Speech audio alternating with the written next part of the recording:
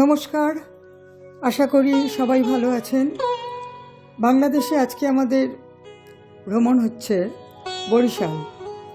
আমরা জানি যে বাংলাদেশ নদীমাতৃক দেশ। অনেক নদী দেখলাম এখানে, সেই সঙ্গে দেখলাম অনেক নৌকো, অনেক ট্রলার।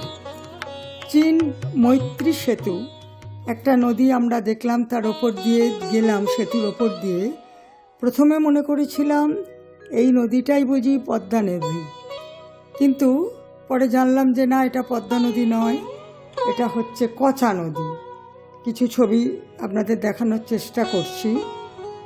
এরপরে দেখলাম দাঁড়টানা, বলেশ্বর, আরও অনেক অনেক নদী।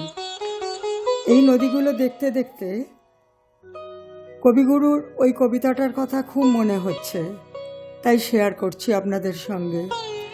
নদীর ঘাটের কাছে নৌকো বাঁধা আছে, নাইতে যখন যাই দেখি সে জলের ঢেউয়ে নাচে।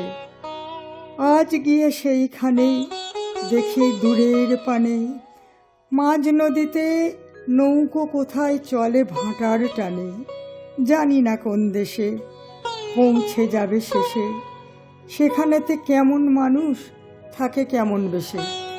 সত্যি মনে হয় নদীর উৎপত্তি কোথায় এবং সে কোথায় যাচ্ছে চলে। এরপরে তো আমরা বরিশাল শহরে গিয়ে এরিনা হোটেলে উঠলাম। পরের দিন দেখলাম মিউজিয়াম। ছবি তোলা তো মিউজিয়ামের ভেতরে বারণ, তাই বাহিরের দিকগুলো দেখানোর চেষ্টা করছি। দেখুন আপনারা, যতটা পারছি চেষ্টা করছি দেখাতে।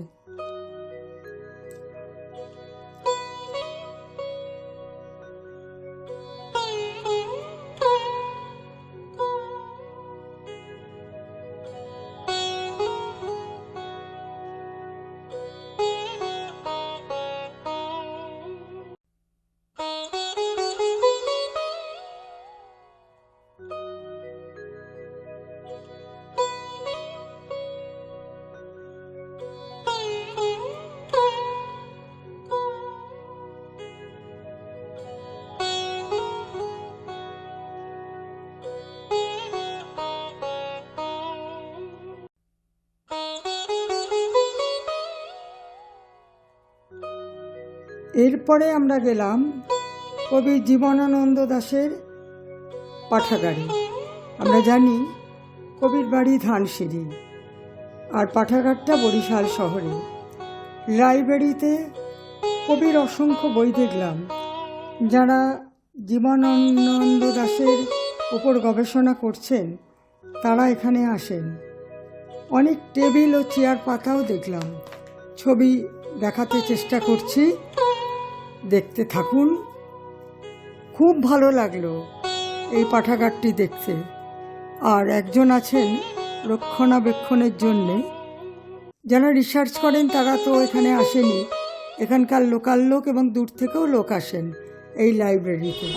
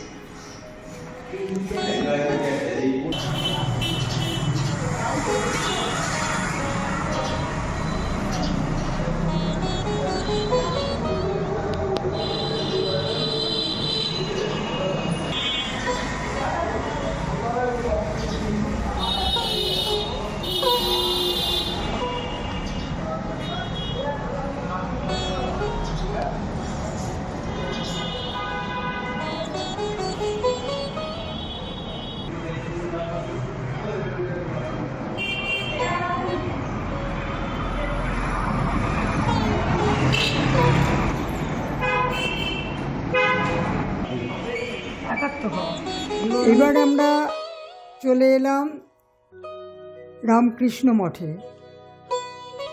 সুদূর বাংলাদেশে ওই রামকৃষ্ণ মঠ দেখে দারুণ ভালো লাগলো। আলাপ হলো ওখানকার মহারাজের সঙ্গে। অনেকখানি জমির ওপরে এই আশ্রম। দেখতে থাকুন।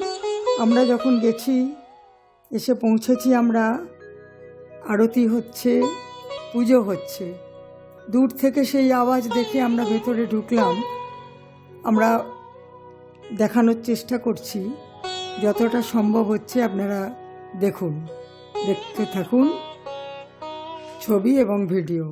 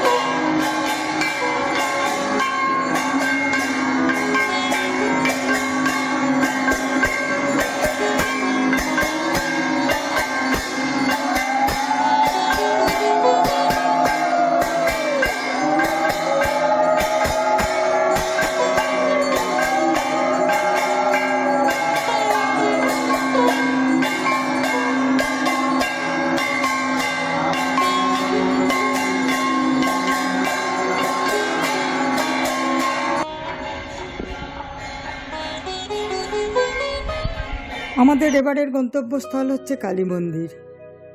কালী মন্দিরে চলে এলাম আমরা। প্রাচীন কালী মন্দির, প্রধান পুরোহিতের সঙ্গেও পরিচয় হলো। দেখলাম এখানে এখনও নিয়মিত বলি হয়। মায়ের মূর্তিটা বেশ ভালো লাগলো। দেখুন ছবিগুলো। আমাদের পরবর্তী যাত্রা হচ্ছে ইউনিভার্সিটি বরিশাল। বরিশাল ইউনিভার্সিটি বিশাল চত্বর নিয়ে, বেশ ভালোই লাগলো ইউনিভার্সিটিটা দেখতে।